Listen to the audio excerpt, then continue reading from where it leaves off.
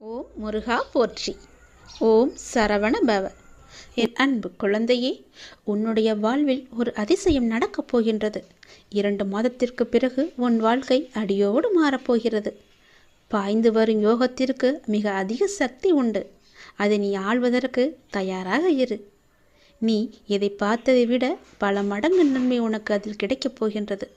ஒரு சிலருக்கு இந்த யோகம் கிடைக்காமல் கூட போகலாம்.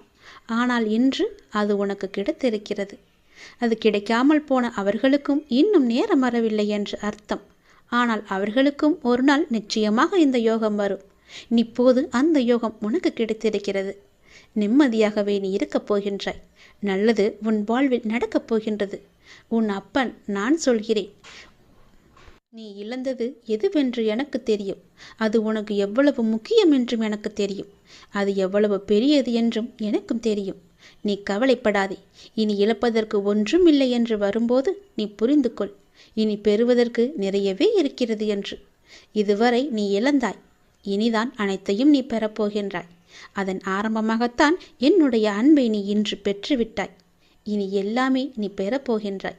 ஏற்கனவே நீ இழந்து விட்டதால் இந்த முறை எப்படி இழக்கக்கூடாது என்பதை புரிந்து பத்திரமாக வைத்துக் கொள்ளப் போகின்றாய். ஏனென்றால் இனி உன் வாழ்வில் பெரிதாகவே நீ பெறப்போகின்றாய். இந்த சிறிய இழப்பின் மூலம் அந்த அனுபவத்தை கொண்டு இனி நீ பெறப்போவதை பத்திரமாகவே வைத்துக் கொள்ளப் போகின்றாய். இனி உன்னிடத்திலிருந்து எதுவும் எடுத்து கொள்ளப்படாது. பயப்படாதே, கலங்காதே, குழப்பத்தை ஏற்படுத்தி கொள்ளாதே. உன் மனதை நீ எப்பொழுதும் அமைதியாக வைத்துக்கொள். உன்னை காப்பாற்ற நான் பல ரூபங்களில் வருவேன். வந்தும் இருக்கின்றேன். நான் உன் அருகே இருக்கும் நேரம் உன் துன்பங்கள் எல்லாம் காற்றில் பறந்து போகின்றது. அப்போது நான் அருகே இருப்பதை நீ உணராமல் உன்னை காப்பாற்ற நான் தரும் வாய்ப்புகளை அலட்சியமாக விட்டு விடுகிறாய். அதனால்தான் இவ்வளவு சிக்கல்களை நீ மாட்டிக்கொண்டிருக்கின்றாய். அதற்கு பிறகு துன்பம் மீண்டும் வரும்போது என்னிடம் வந்து முறையிட்டு அழுகின்றாய். ஆனால் உன் சக்தி என்ன தெரியுமா? நீ எவ்வளவு பெரிய பள்ளத்தில் வீழ்ந்தாலும் மற்றவரை விட வேகமாக எழுந்து மேலே வரக்கூடிய ஆற்றல் கொண்டுள்ளாய். தோல்விகள் உன்னிடம் தோற்று ஓடப் போகின்றது. நான் உன்னை கடைசி வரை காப்பாற்றப் போகின்றேன். என் பிரியமான பிள்ளைக்கு நான் எல்லாவற்றையுமே தரப்போகின்றேன்.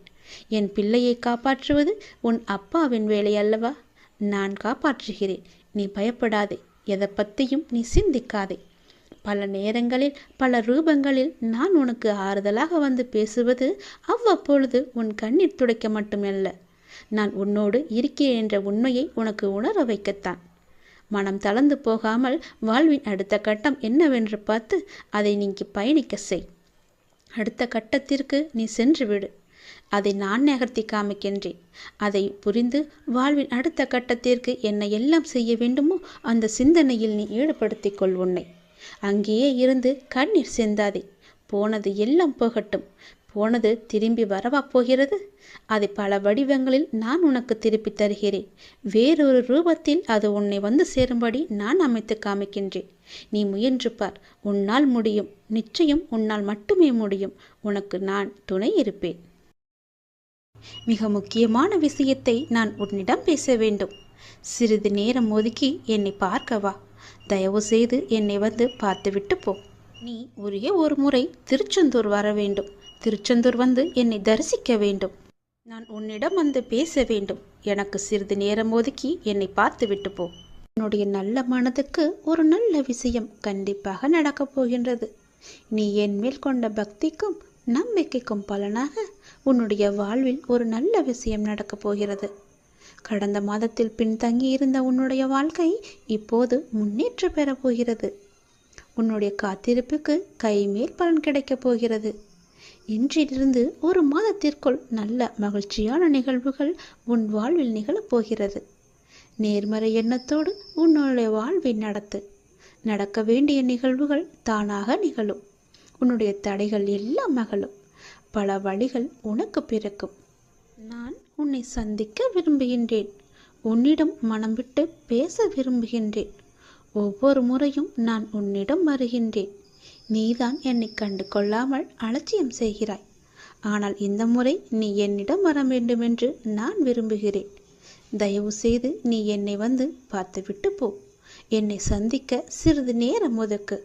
எவ்வளவு சீக்கிரம் வருகிறாயோ அவ்வளவு சீக்கிரம் நீ என்னை வந்து பார்த்துவிட்டு போ. இதுவரை தேய்பிறையாய் இருந்த உன்னுடைய வாழ்க்கை இனி வளர்ப்பிறையாய் ஏற்றம் பெறப்போகிறது. அடிமேல் அடியாய் இருந்த துன்பங்கள் எல்லாம் மாறி எடுத்து வைக்கும் ஒவ்வொரு அடியும் மகிழ்ச்சியான ஒன்றிற்கு நிச்சயம் வழிகாட்டப் போகிறது. இனி எல்லாமே உனக்கு நல்லதாகவே நடக்கும், இந்த அப்பாவின் ஆசையோடு.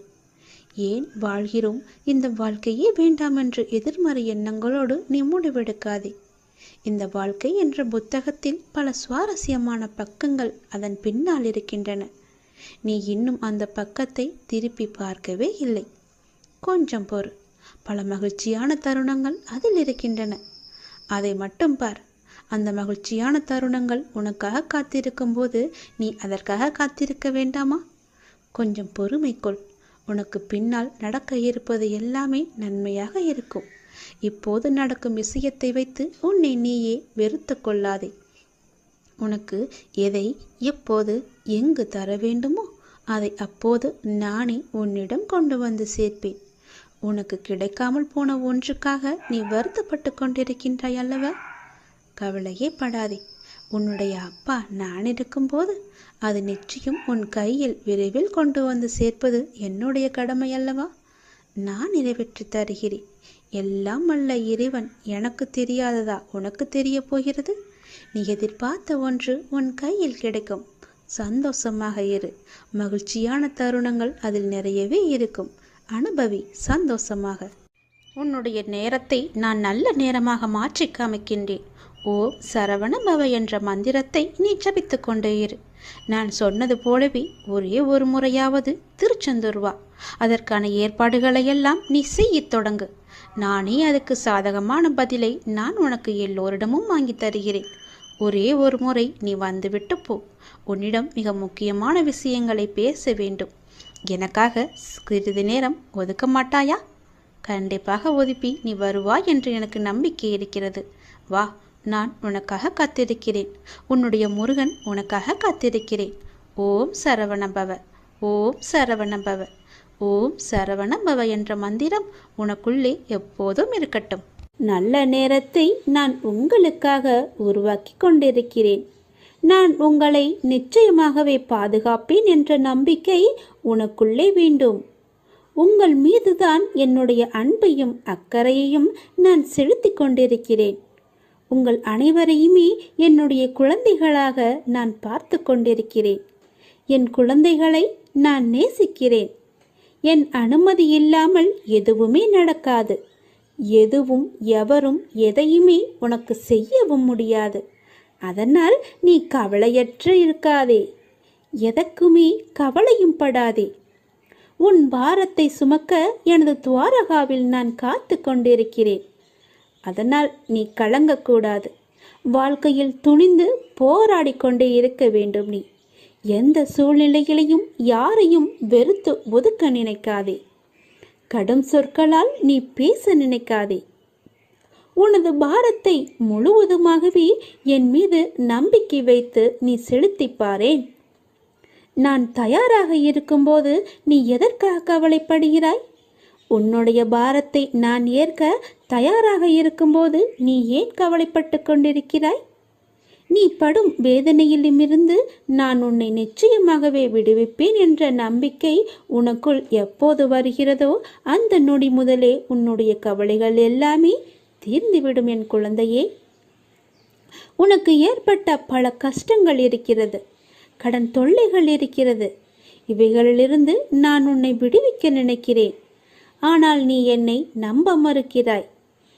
இதுவரை நான் உனக்கு நேர்முகமாகவும் மறைமுகமாகவும் நீ பட்ட கஷ்டங்களுக்கெல்லாம் ஒரு விடை கொடுத்து கொண்டிருந்தேன்.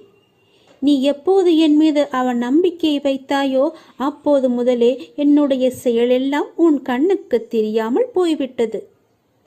இது காலத்தின் கட்டாயம். உனது கர்ம பலன்களை நீ அனுபவிக்க வேண்டிய நேரம் இது. முழுவதுமாகவே அனுபவித்து விட்டாய். நீ மகிழ்ச்சியாகவே இருக்கப் போகிறாய். இனி உன் வாழ்க்கையில் நிச்சயமாகவே ஏற்றம் வந்து கொண்டே இருக்கிறது. இப்போது அனைத்திலும் உனக்கு வெற்றி என்றும் வெற்றி முழக்கம் மட்டுமே உன் காதுகளில் விழும். நான் உன்னுடன் இருக்கிறேன். எனக்காக ஒரே ஒரு முறை என் நாமத்தை உச்சரி. என்னை நம்பு. நான் சொல்வது போல நீ செய்து கொண்டே வந்தாய் என்றால் உன் வாழ்க்கையில் எந்த ஒரு பிரச்சனையும் இருக்காது. உனக்கு துணையாக உன் அப்பா இருக்கிறேன். தாய் உன்னை மறந்தாலும், பெற்ற தந்தை உன்னை மறந்தாலும், இந்த பெற்றெடுக்காத அப்பா நான் உன்னை மறக்க மாட்டேன். உங்கள் பாரத்தை என்னிடம் தாருங்கள், நான் சுமக்கிறேன். நான் உங்களிடம் கேட்பது எல்லாமே நம்பிக்கை, பொறுமை மட்டுமே. அதனால் என் மீது எந்த குறையும் இல்லாமல் என்னை நீ நம்பு. உன் பொறுமையை சோதிக்கும் அளவுக்கு உறவோ நட்போ உடன் இருக்கும் நபர்களிடமிருந்தோ எதிர்பாராத நேரத்தில் சோதனைகள் நெருக்கடிகள் வந்தாலும் அந்த கடினமான நேரங்களை நீ அமைதியுடன் தான் கடந்தாக வேண்டும். உனக்கு பக்கபலமாக நான் இருக்கிறேன் என்பதை நீ மறந்து விடாதே. அவர்கள் சொல்வது சொல்லிக்கொண்டே இருக்கட்டும். உன் பாரத்தை சுமக்க நான் துவாரகாவில் காத்து கொண்டிருக்கிறேன் என் குழந்தையே. துணிந்து வா, எதிர்த்து போராடு. எந்த சூழ்நிலையிலையும் எதற்காகவும் உன்னை நீயே தாழ்த்தி கொள்ளாதே. மகிழ்ச்சியாகவே இரு. வாழ்க்கையில் நிச்சயமாகவே ஏற்றம் பெறுவாய். இது என்னுடைய சத்திய வாக்கு. நான் உன்னுடன் இருக்கும்போது வீணாக அழாதே. அழுதது எல்லாமே போதும். அழுத காலம் எல்லாமே முடிந்துவிட்டது. இனி நீ சிரிக்கப் போகிறாய். மகிழ்ச்சியாக இருக்கப் போகிறாய். மகிழ்ச்சியில் துள்ளி குதிக்கப் போகிறாய். எவரவர் தூற்றினாரோ அவர் உன்னை பார்த்து பொறாமை கொள்ளும் காலம் வரப்போகிறது. நல்லதை மட்டுமே நினை. நல்லதை மட்டுமே செய். நல்லதை மட்டுமே பேசு. முடிந்தவரை உன்னால் முடிந்தவரை பிறருக்கு நீ உதவி செய். உன் மனதில் எப்போதும் ஒரு இரக்க குணம் இருக்கட்டும். கவலைப்படாதே, அப்பா நான் இருக்கிறேன். உன்னை எப்போதுமே கைவிடவே மாட்டேன். உன்னை தாக்குவதற்கு யார் நினைத்தாலும் அவை அனைத்துமே என்னை வந்து சேரும். எந்த அம்பு உன்னை நோக்கி வருகிறதோ அது என்னை நோக்கி வரும். எவர்கள் உன்னை நோக்கி அந்த அம்பை வீசினார்களோ பிற்காலத்தில் அதுவே அவர்களை வந்து சேரும். அதனால் அவர்கள் பேசுவதையெல்லாம் நீ காதில் வாங்கிக் கொள்ளாதே. துணிந்து எதிர்த்து நில். வருகிற அம்பு கூட என் பெயரை உச்சரிக்கும் போது தானாகவே உடைந்து திரும்பிவிடும். அதனால் பயமற்று இரு. சந்தோஷமாக இரு. உன் அப்பாவின் துணை உனக்கு எப்போதுமே உண்டு. இந்த சுழற்சியான வட்டத்தில் மேலே உள்ளது கீழே வரத்தான் செய்யும். கீழே உள்ளது மேலே ஒரு நாள் வரத்தான் செய்யும். அதனால் பேசுபவர்கள் பேசட்டும். நீ உன் இஷ்டம் போல சந்தோஷமாக இரு. உன் இப்போதைய நிலை கண்டு நீ துவண்டு கொண்டிருக்கிறாய். இந்த நிலை இப்படியே இருக்குமா? என்னை மீட்பார் யாரும் இல்லையா? எனக்கு உதவுவதற்கு யாரும் இல்லையா என்று உன் மனம் ஏங்கி தவித்து கொண்டிருக்கிறது. எல்லாமே எனக்கு தெரியும். நீ நம்பிக்கையை இழக்காதே கண்மணி. கொஞ்சம் காலம் பொறுமையாக இரு. கொஞ்சம் பொறுமை காத்துக்கொள். எப்பொழுதுமே நான் உன்னுடன் தான் இருப்பேன். எதற்குமே கவலை விடாதே. உன்னை விட்டு நான் எங்கும் அகலவே இல்லை. கொஞ்சம் தூரம் கூட நான் உன்னை விட்டு என்னால் செல்ல முடியாது. ஏனென்றால் நீ அப்படிப்பட்ட சூழ்நிலையில் சிக்கி தவித்து கொண்டிருக்கிறாய். உனக்கே என்ன ஆகிவிடுமோ என்ற பயம் உன் மனதிற்குள்ளே ஆணி வேறாக அச்சாணி போட்டு அமர்ந்திருக்கிறது. முதலில் நான் இருக்கிறேன் என்று நீ நம்ப வேண்டும். உன்னுடைய நிலை இந்த நிலை இப்படியே இருக்கும் என்று எண்ணுகிறாய் அல்லவா? கவலைப்படாதே. இந்த நிலை நிச்சயமாகவே மாறும். நீ சந்தோஷமாகவே இருப்பாய். ஏனென்றால் நான் உன் அருகிலேயே இருந்து கொண்டிருக்கிறேன். உன்னை நான் என் இரு கண் கொண்டு பார்த்து கொண்டே இருக்கிறேன். நீ என்னுடைய இரு கண்களையும் பார். அதில் உனக்கு ஒரு உயிரோட்டம் தெரிகிறதா என்று சொல். அப்படியென்றால் நான் உன்னுடனே உன்னை சுற்றிதான் நான் இருந்து கொண்டிருக்கிறேன் என்று அர்த்தம். என் கண்கள் கூட உன்னிடம் பேசும். நான் மௌனமாகவே இருக்கிறேன் என்று நீ புலம்பாதே.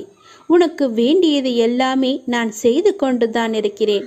என்னால் நேரடியாக வந்து செய்ய முடியாது. அதனால் தான் யாரோ ஒருவர் மூலம் நான் செய்து கொண்டிருக்கிறேன். நீ எப்பொழுதெல்லாம் இக்கட்டான சூழ்நிலையை சந்திக்கிறாயோ அப்பொழுதெல்லாம் என் பெயரை சொல்லி கூப்பிடு. நான் உன் அருகில் இருப்பதை நீ உணர்வாய். நிச்சயமாகவே உணர்வாய். உன்னை விட்டு நான் எங்குமே போக மாட்டேன். என் இரு கண்களும் உன்னை மட்டும்தான் பார்த்து கொண்டே இருக்கின்றன. அதனால் நீ எதற்குமே பயப்படாதே. துணிந்து செல். எல்லாவற்றையுமே அடித்து நொறுக்கி போராடு. நிச்சயம் என் துணை உனக்கு எப்போதுமே உண்டு. என் அப்பா என்னை பார்த்து கொண்டிருக்கிறார் என்ற நம்பிக்கையோடு, என் அப்பா என்னை சுற்றி இருக்கிறார் என்ற நம்பிக்கையோடு, என் அப்பா எனக்கு உதவுவார் என்ற நம்பிக்கையோடு செயல்படு என் தங்கமே. நான் எப்போதும் உன்னுடன் தான் இருப்பேன். நீ கவலையற்று இரு. உனது கவலையால் எதையுமே சாதிக்க முடியாது. அப்படி முடிந்தால் நீ சாதித்துப்பார். அதில் எனக்கு ஒன்றும் பயமில்லை. உன்னால் முடிந்தால் நீ சாதித்து காட்டு. கவலை என்பது உன் மனதை என்பால் திருப்பாமல் கட்டி வைக்கின்ற வலை என்பதை நீ உணர்ந்து அதற்கு பிறகு நீ செயல்படு. முதலில் இந்த வலைக்குள்ளிருந்து நீ வெளியே வா. அப்போது நான் உனக்கு முழுவதுமாகவே உன் கண்களுக்கு நான் காட்சி தருவேன். எந்த நாளும் நான் வந்து உன்னை நிழலாக காப்பேன் என நீ என்னை நம்ப வேண்டும். நிம்மதியை உன்னிடம் வந்து நான் சேர்த்து விடுவேன் என்று நீ நம்ப வேண்டும். சந்தோஷமாக நான் உன்னை வாழ வைப்பேன் என்று நீ நம்ப வேண்டும். இப்படி என் மீது நம்பிக்கை வைத்தால்தான் எல்லாமே உனக்கு சுகமாக, நலமாக, வளமுடன் உன்னை வாழ வைக்க முடியும் என்னால். சுழற்சியை உடைப்பதுதான் ஆன்மீகம். செக்கு மாடு சுற்றி சுற்றி வருவது போல மீண்டும் மீண்டும் சுழல்கிறீர்கள்.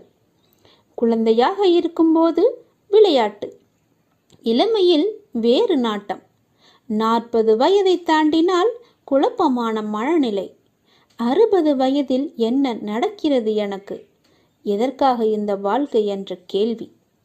இதை போய் ஒரு சிலர் ஆன்மீகம் என்று நினைத்து கொண்டு விடுகிறார்கள்.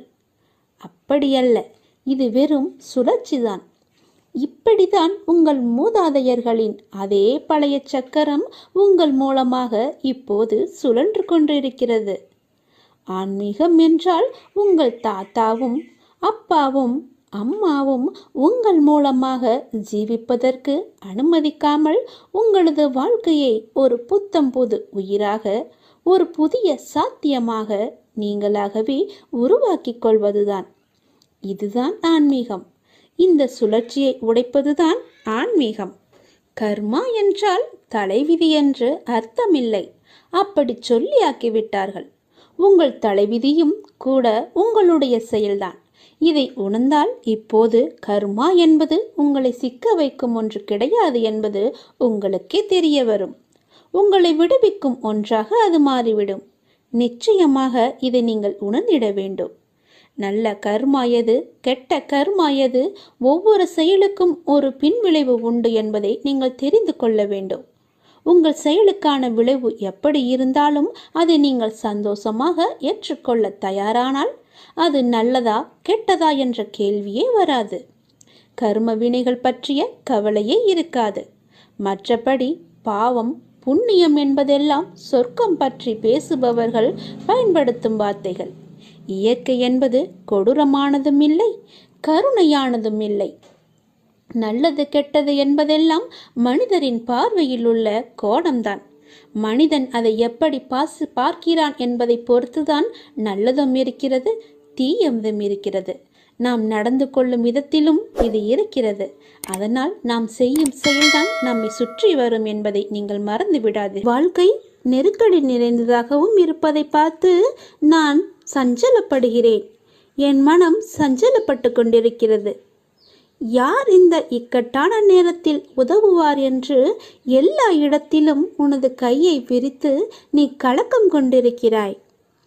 துக்கமும் துயரமும் இப்போது உன்னை அழுத்தி கொண்டிருக்கிறது. இதிலிருந்து எழுந்து வர நீ முயற்சி செய்கிறாய். ஆனால் உன்னால் வர முடியவில்லை. ஏன் முடியவில்லை என்று யோசித்தாயா? முதலில் அதை எல்லாவற்றையுமே நீ மறந்துவிடு. நான் இப்படி இல்லை என்று மறந்துவிடு. நான் இப்படிதான் என்று நினைத்தால் நீ அப்படியே உட்கார்ந்து விடுவாய். என்னால் முடியும் என்று எழுந்து வா.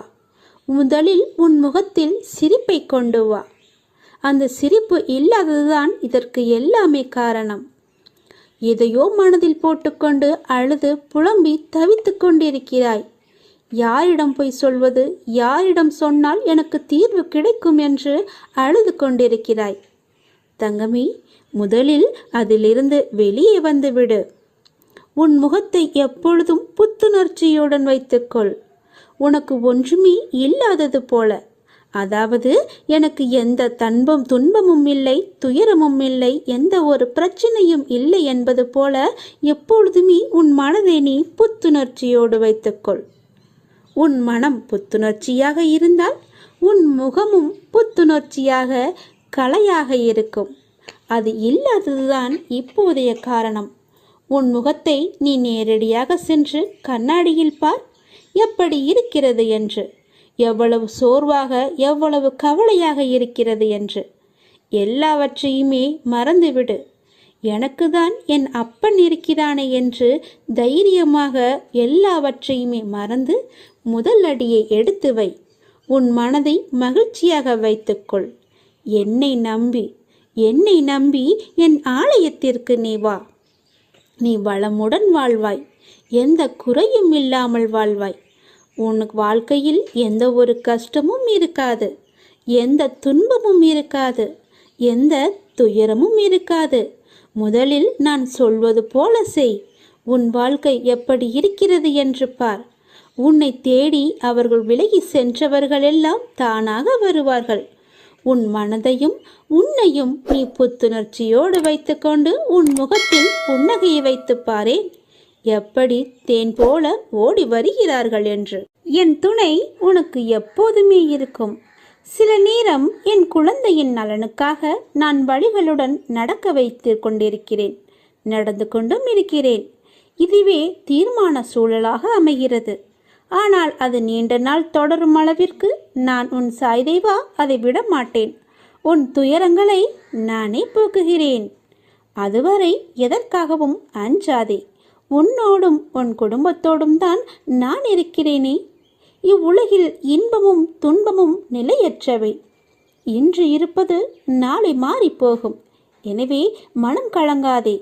இன்றைய சூழலில் நீ அவமானப்பட்டிருக்கலாம், கஷ்டப்பட்டிருக்கலாம். பலர் உன்னை பழி சொல்லுக்கு ஆளாக்கி வைத்திருக்கிறார்கள்.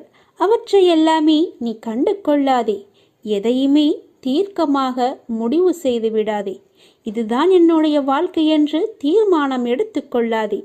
உன்னுடைய கஷ்டங்கள் எல்லாமே முடிந்துவிட்டன. நீண்ட நாள் வரை நீ பொறுத்திருக்க வேண்டாம். கொஞ்சம் காலம் பொறுத்திருந்தால் போதும். கொஞ்சம் காலம் என்பது 2 நாட்கள் கூட ஆகலாம். நீ வெகு தொலைவில் இருக்கிறது என்று கற்பனை செய்து கொள்ளாதே.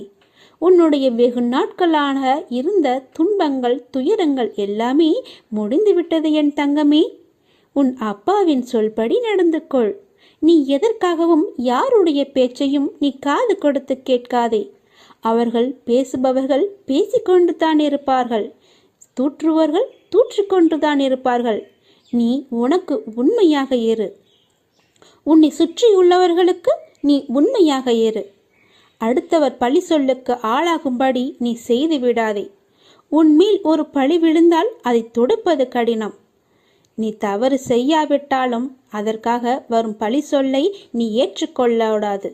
உன்மேல் குறை இருப்பதால் தானே அவர்கள் உன்னை பழி சொல்கிறார்கள். அந்த குறை இல்லாமல் நீ பார்த்துக்கொள். அப்படி இருந்தால் யாரும் உன்னை எதுவுமே செய்ய முடியாது.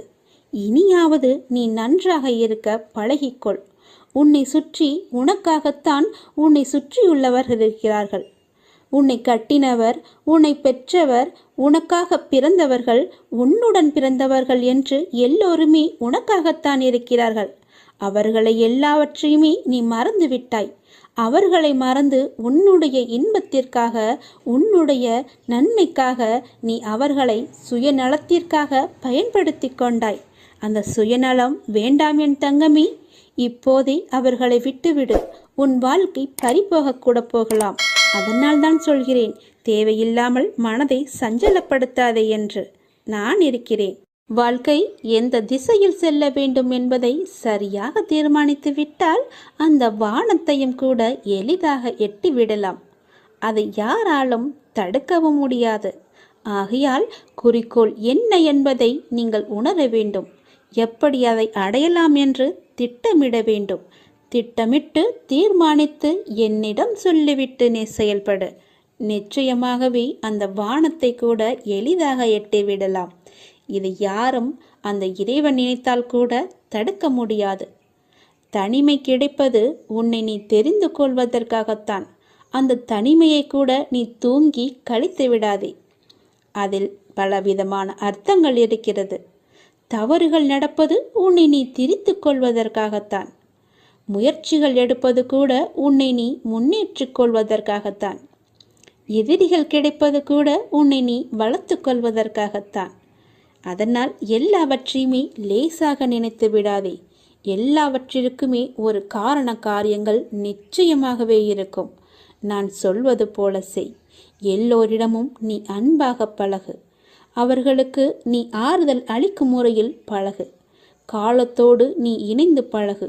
காலத்தோடு போகிற போக்கிலேயே நீ சென்றுவிடு. என் சிந்தனையுடன் பழகு. அப்பாவின் சிந்தனை நமக்கு நல்லது தரும் என்ற எண்ணத்துடன் பழகு. எல்லோரிடமும் யாருக்கும் சிரமம் ஏற்படாத வகையில் பழகு. நீ மனிதரிடம் முதலாவதாக நீ மனிதரிடம் மனிதனாக பழக வேண்டும். அதே போன்று உன்னுடைய பேச்சும் அமைதியுடன் இருக்க வேண்டும். நேற்றைய மனிதனின் குணம் இன்று பார்க்க முடியாது. குணங்கள் என்பது மாறிக்கொண்டே இருக்கும். காலங்கள் எப்படி மாறிக்கொண்டே இருக்கிறதோ அதற்கு போல மனிதனின் குணங்களும் மாறிக்கொண்டே இருக்கும். வசதி வாய்ப்புகள் வந்தவுடன் அவர்களுக்கு என்று ஒரு அகங்காரம், ஆணவம் எல்லாம், திமிரு எல்லாம் வந்துவிடும். யாரையும் அவர்களின் உருவத்தை வைத்து மட்டும் எடை போடக்கூடாது. அறிவை உலகம் வாழ்த்தும். அறிவை அடக்கியிரு. பிறகு அந்த அறிவு உன்னை அறிவிற்கு அப்பால் அழைத்து கொண்டு உன்னை என்னிடம் கொண்டு வந்து சேர்க்கும். உங்களிடம் நான் காட்டுவது மௌனம். நாம் மௌனமாக இருப்பதற்கு கூட காரணம் என்னவென்று ஏற்கனவே நான் சொல்லிவிட்டேன்.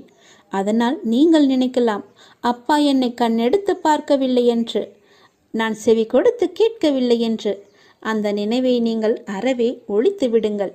என் அப்பாவின் துணை எனக்கு என்றுமே இருக்கும். நான் சொல்லாவிட்டாலும் என் அப்பாவிற்கு என்னுடைய கஷ்ட நஷ்டங்கள் எல்லாமே தெரியும் என்று நீ நம்ப வேண்டும். அப்போதுதான் உன் அப்பாவின் துணை, உன் அப்பாவின் ஆசி, உன் அப்பாவின் முழு அருளும் உனக்கு கிடைக்கும். உனக்கு துணை நான்.